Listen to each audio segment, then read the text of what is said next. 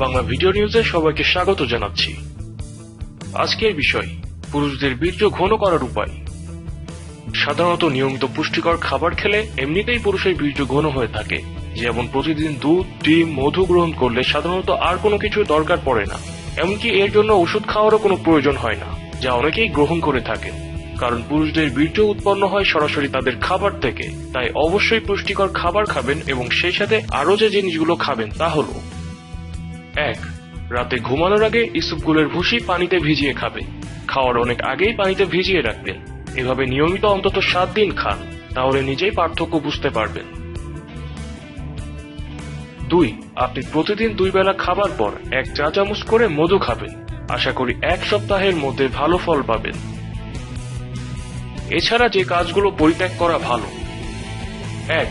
হস্তমৈথুনের অভ্যাস থাকলে তা পরিত্যাগ করুন, কারণ অতিরিক্ত হস্তমৈথুন করলে বীর্য পাতলা হয়। 2. অতিরিক্ত স্বপ্নদোষের কারণেও বীর্য পাতলা হতে পারে, তাই স্বপ্নদোষ এড়িয়ে চলুন। স্বপ্নদোষ থেকে মুক্তি পেতে চাইলে আমাদের পূর্বে প্রকাশিত ভিডিওটি দেখুন, যেখানে স্বপ্নদোষ থেকে বাঁচার উপায় বলে দেওয়া হয়েছে। ভিডিওটি দেখতে ক্লিক করুন। আজ এই পর্যন্তই।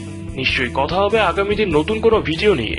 ততক্ষণ পর্যন্ত সবাই ভালো থাকবেন, আর আমাদের ভিডিওগুলো ভালো লাগলে লাইক, শেয়ার ও কমেন্টস করবেন, এবং নিয়মিত স্বাস্থ্য সংক্রান্ত টিপস পেতে বাংলা ভিডিও নিউজ চ্যানেলটি সাবস্ক্রাইব করবেন। ধন্যবাদ সবাইকে।